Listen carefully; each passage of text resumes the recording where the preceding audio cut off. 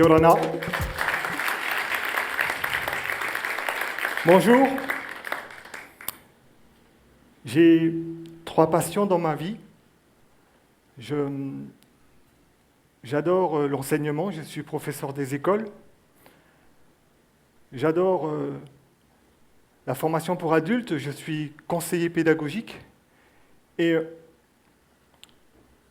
j'adore le secourisme. Je suis membre de l'équipe pédagogique nationale de l'Association nationale des instructeurs et des moniteurs de secourisme. Avant de commencer mon exposé, je voudrais vous poser une question, j'espère que je vais pouvoir voir. Est-ce que toutes les personnes qui sont déjà formées au premier secours, est-ce que vous pouvez lever la main? Très bien, donc je vois des mains levées. Parfait. Ah, ok, donc à partir de maintenant, si je fais un malaise sur scène, vous êtes habilité pour venir me porter secours. C'est horrible ce que je viens de dire. Horrible. Est-ce que vous vous rendez compte? Est-ce que seules les personnes qui sont formées ont le droit de porter secours? Est-ce que le citoyen a le droit ou est-ce qu'il a le devoir de porter secours? Laissez-moi vous raconter un événement dramatique comme tant d'autres. En 1999, un séisme dénommé Izmit de magnitude 8.2 a frappé le nord-est de la Turquie pendant uniquement 45 secondes. Le bilan est le suivant, 18 000 morts, 24 000 blessés, 10 000 portés disparus. Évidemment, la communauté internationale dépêche des sauveteurs professionnels, avec des tonnes de matériel, avec des moyens humains conséquents. Quel est le bilan de cette intervention? 50 000 personnes ont été sauvées. Les sauveteurs internationaux, professionnels, en ont sauvé 350. Tous les autres ont été sauvés par des voisins, des gens du quartier, des habitants de la Turquie. Alors je vais partager avec vous une interrogation. Faut-il former tout le monde au premier secours? Pour répondre à cette question, il faut se poser 3 autres questions. La première, qu'est-ce que porter secours?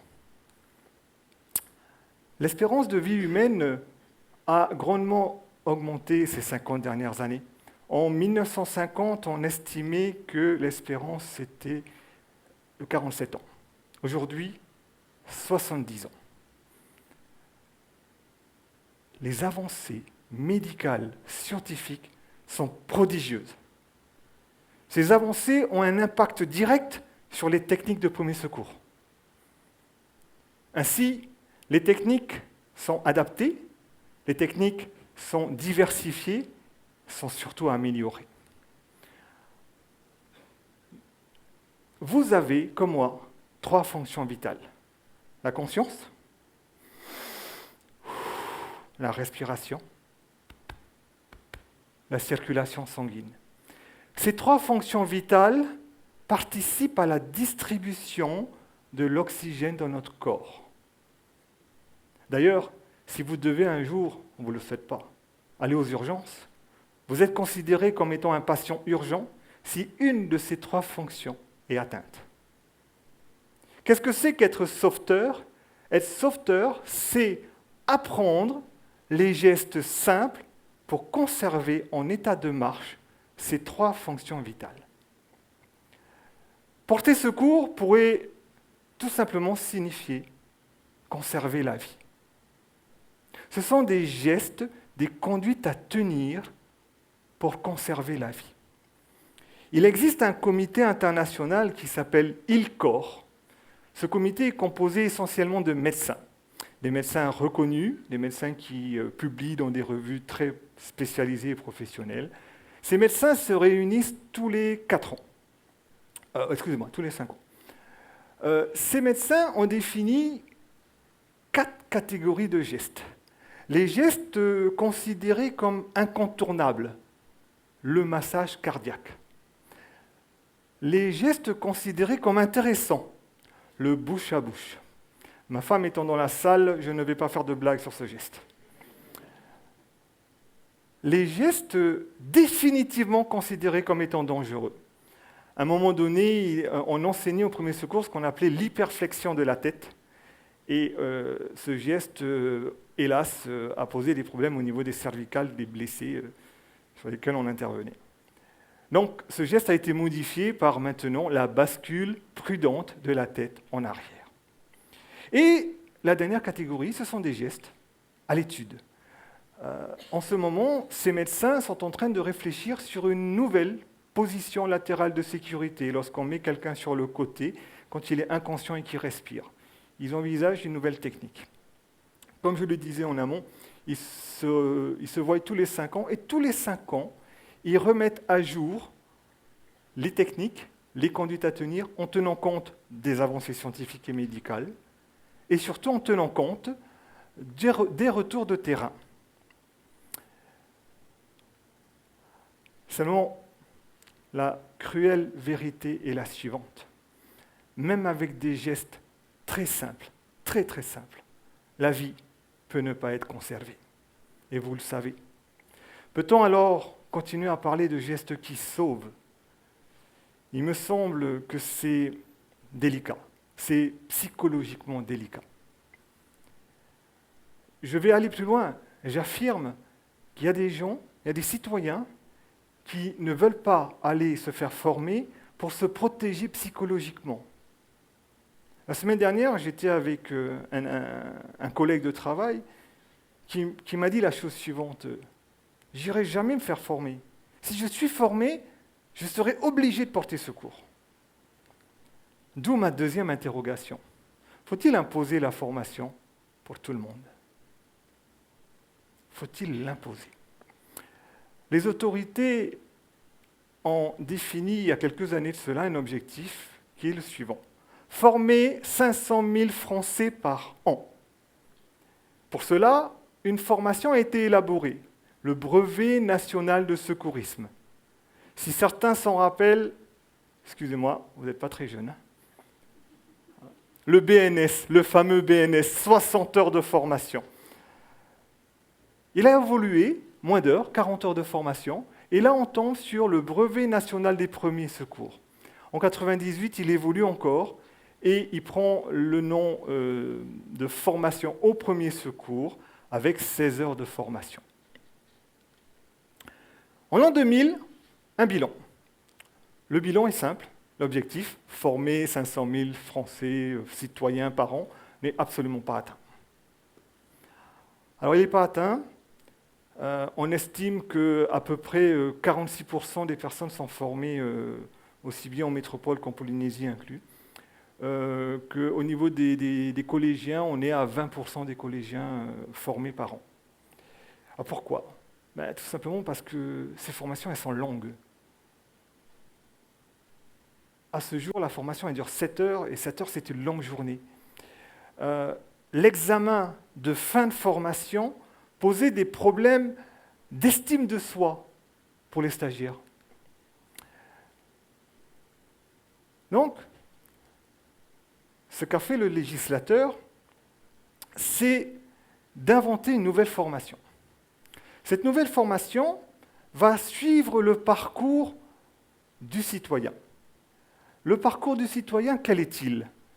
Tout simplement, commence à l'école. Donc cette formation, elle va s'appeler « Apprendre à porter secours » et on va commencer à la maternelle. On va apprendre aux enfants de maternelle, face à un accident, protège-toi.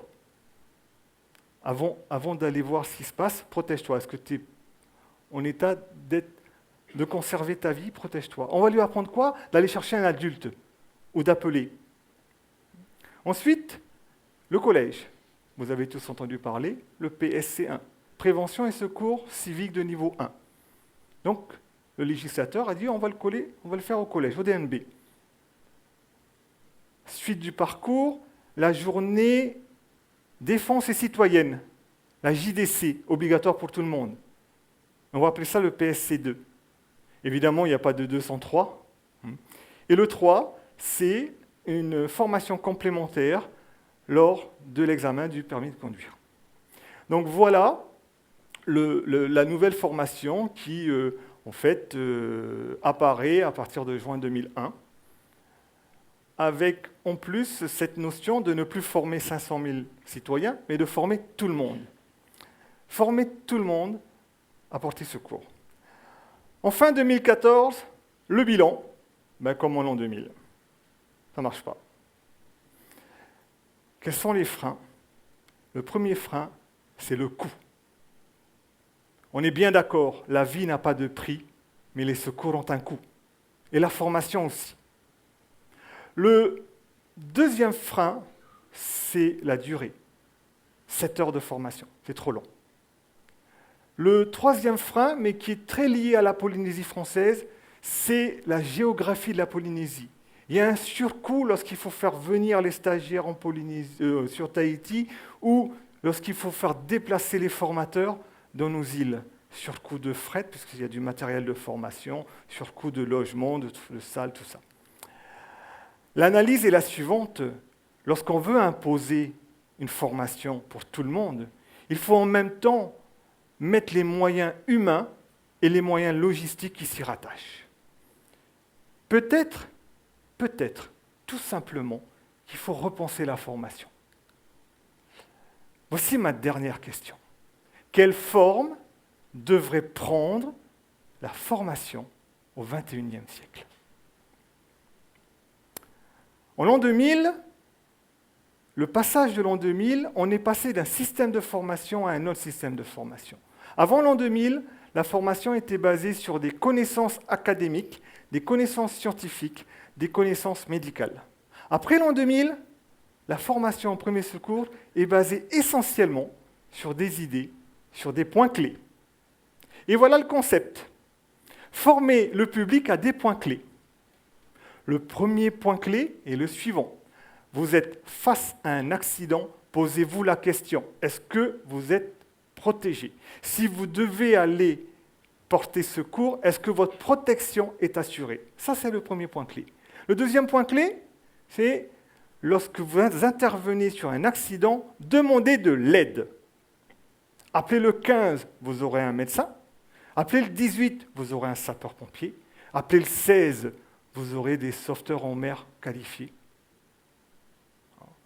On a un numéro unique, le 112. Appelez le 112, vous aurez toute la chaîne des secours.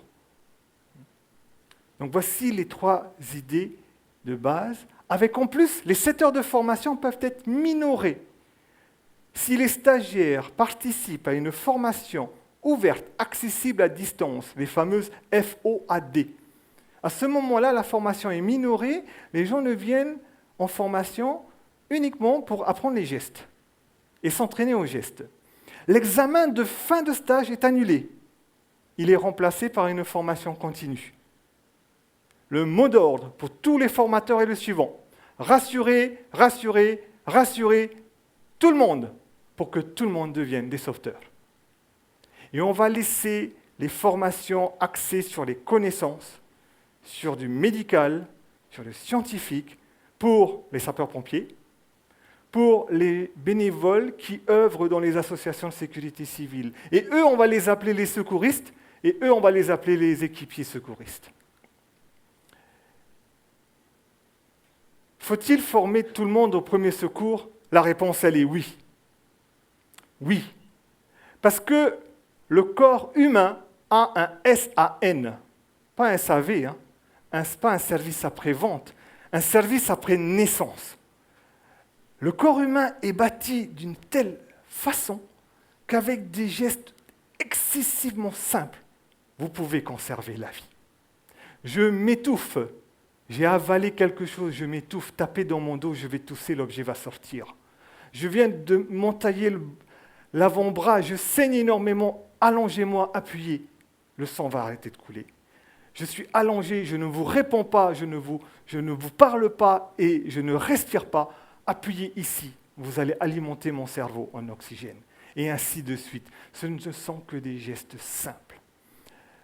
Nous, qui vivons dans le monde de GAFA, Google, Amazon, Facebook, Apple, l'information est disponible ici et maintenant grâce à notre smartphone, à notre tablette, à notre ordinateur. Je suis convaincu que la formation au premier secours est sur le point d'évoluer vers une formation courte.